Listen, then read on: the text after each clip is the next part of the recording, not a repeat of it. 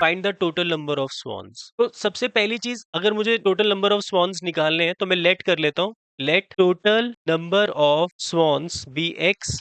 अब इस बात का क्या मतलब है? 7/2 टाइम्स, मतलब 7/2 into the square root of total number, मतलब under root x, are playing on the share of pond is equal to वो जो क्या कर रहे हैं, playing on the share of pond. Then उसके बाद कहते हैं द टू रिमेनिंग वन, इसका मतलब दो रह गई हैं और वो जो दो है वो कहां पर है? पानी में है, ठीक है, स्विंगिंग इन वाटर। अब अगर मैं इसको और इसको मिलाऊंगा तो टोटल नंबर ऑफ स्वॉन्स बन जाएंगी मेरी वापस, है ना? मतलब number of swans playing on the share of pond plus 2 is equal to total number of swans. ऐसा ही होना चाहिए। तो ठीक है, 7/2 times of root X plus 2 is equal to X. इस पूरे को सॉल्व करके मुझे एक्स की वैल्यू फाइंड करनी है। अब इसको सॉल्व कैसे करेंगे हम? ये तो लीनियर इक्वेशन जैसा भी नहीं दिख रहा, क्वाड्रेटिक जैसा भी नहीं दिख रहा, अंडर रूट में है। तो ऐसी सिचुएशन में आप हमेशा क्या करोगे? स्क्वेयरिंग बोथ साइड करोगे, बट उसके लिए अंडर रूट वाली टर्म को अकेला करना जरूरी है, उसके बाद स्क्वेयरिंग करोगे, उससे पहले नहीं। एक ऐसा ही क्वेश्चन था, 2x + 5 - 3 is equal to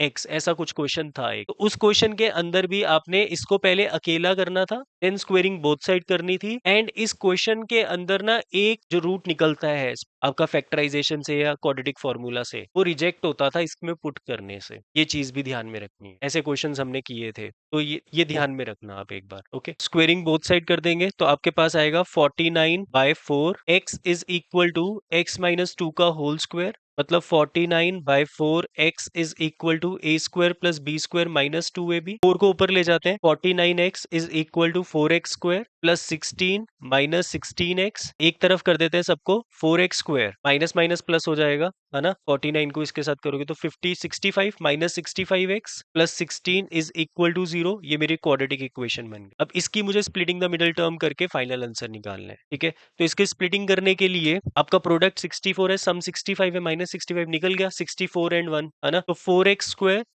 64x - 1x + 16 is equal to 0। 4x common, x - 16 -1 common, x - 16 equals to 0। तो एक फैक्टर x - 16 बन जाएगा और दूसरा फैक्टर 4x - 1 बन जाएगा। तो x की वैल्यू या तो 16 होगी या फिर 1/4, और x मेरी नंबर ऑफ स्वॉन्स है, और नंबर के कभी भी 1/4 नहीं होता, तो ये वाला क्या हो जाएगा? रिजेक्ट हो जाएगा। तो नंबर ऑफ स्वॉन्स कितनी आ गई आपकी? 16। समझ आया ये क्वेश्चन? मतलब इस क्वेश्चन में वैसे तो कुछ भी नहीं है, हमें जनरली बस x लेकर जो जो वो बोल रहा है वैसा वैसा करते रहेंगे तो अपने आप आंसर निकल जाएगा। बस थोड़ा सा कॉन्फिडेंस बिल्ड करो अपना कि आप कर सकते हो। एक बारी कोशिश करोगे जो वो लिख रहा है उसके अकॉर्डिंग करने की, तो हमेशा होने स्टार्ट हो जाएंगे।